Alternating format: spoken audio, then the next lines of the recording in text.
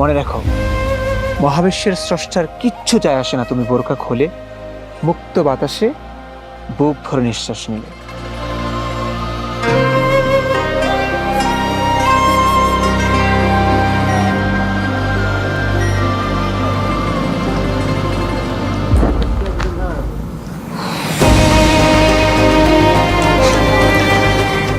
এখন থেকে আমাদের যতবার দেখা হবে এইভাবেই দেখা হবে।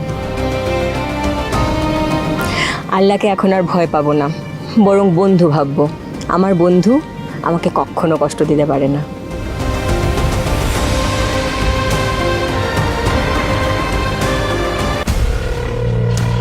ভিডিওতে ছেলেটি হচ্ছে কাফের নাস্তিক এবং মেয়েটি হচ্ছে কাফের নাস্তিক, অথচ নাটকীয়ভাবে মেয়েটিকে দেখানো হয়েছে একজন মুসলিম পর্দাশীল নারী হিসাবে।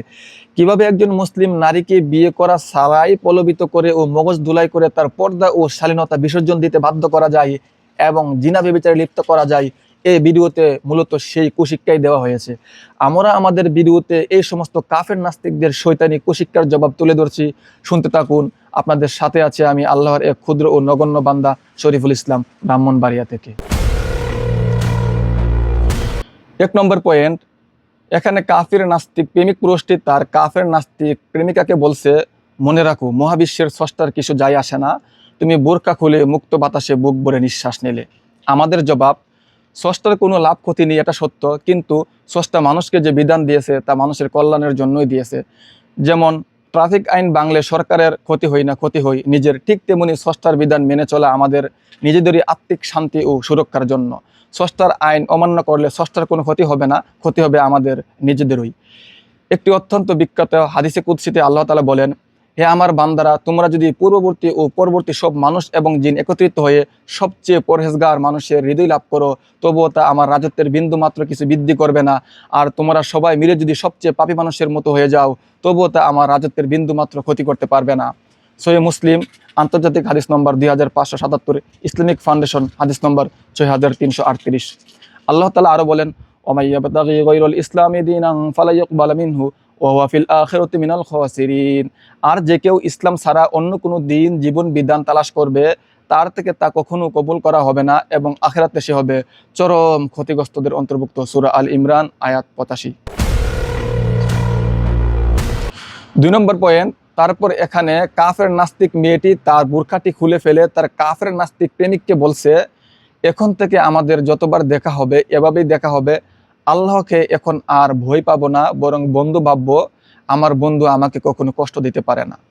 আমাদের জবাব, যদি মানুষের মনে এই ধারণা ঢুকিয়ে দেওয়া হয় যে তোমরা যতই অন্যায় অপরাধ করো না কেন, স্রষ্টার বিধান অমান্য করো না কেন, স্রষ্টা তোমাদের কোনো শাস্তি দেবেন না, কারণ স্রষ্টা তোমাদের বন্ধু আর বন্ধু কখনো কষ্ট দিতে পারে না, তাহলে পৃথিবীর অবস্থা কতটা ভয়াবহ হবে একবার চিন্তা করেছেন?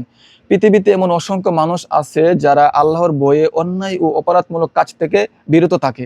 তারা তখন বলবে, বাহ ভালোই তো, তাহলে তো আমরা এখন থেকে অনৈতিক কাজ করতে পারি, চুরি ডাকাতি সন্ত্রাসী কর্মকাণ্ড করতে পারি, অন্যের সম্পদ ছিনিয়ে নিতে পারি, কিংবা মানুষকে খুন গুম করতে পারি, কারণ আল্লাহ আমাদের বন্ধু, তিনি আমাদের কোনো শাস্তি দিবেন না। সুতরাং একটু চিন্তা করলেই বোঝা যায় এই যুক্তিটা কতটা অসার ও অযৌক্তিক। মানুষকে অন্যায় অপরাধ থেকে বিরত রাখার জন্য এবং সৎ ও চরিত্রবান মানুষ হিসেবে গড়ে তোলার জন্য তাকওয়া বা আল্লাহর জবাবদিহিতার বইয়ের অত্যন্ত প্রয়োজন রয়েছে।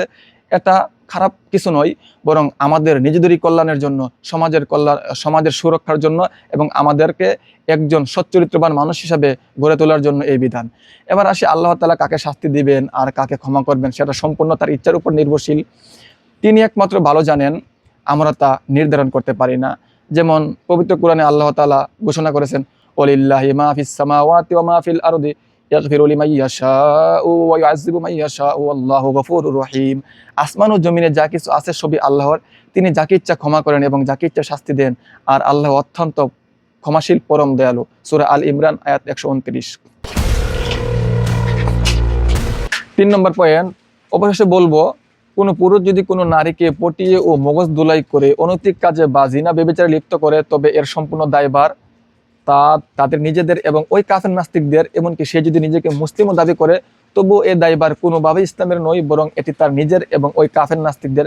কেননা সে ইসলামের সঠিক শিক্ষা অনুশীলন করেনি, বরং কাফের নাস্তিকদের কুশিক্ষাই সে অনুশীলন করেছে। আল্লাহ তাআলা বলেন, লিয়াহমিলু আওজারহুম কামিলাতান ইয়াউমাল কিয়ামা ওয়া মিন আওজারিল্লাযিনা ইউদিল্লুনাহুম বিগাইরি ইলমিন আলা সাআ মা ইয়াজিরুন। কিয়ামতের দিন তারা পূর্ণ মাত্রায় বহন করবে তাদের নিজেদের পাপের বোঝা এবং তাদের পাপের বোঝাও যাদেরকে তারা জ্ঞানহীনভাবে বিভ্রান্ত করে। সূরা আন-নাহল আয়াত 25।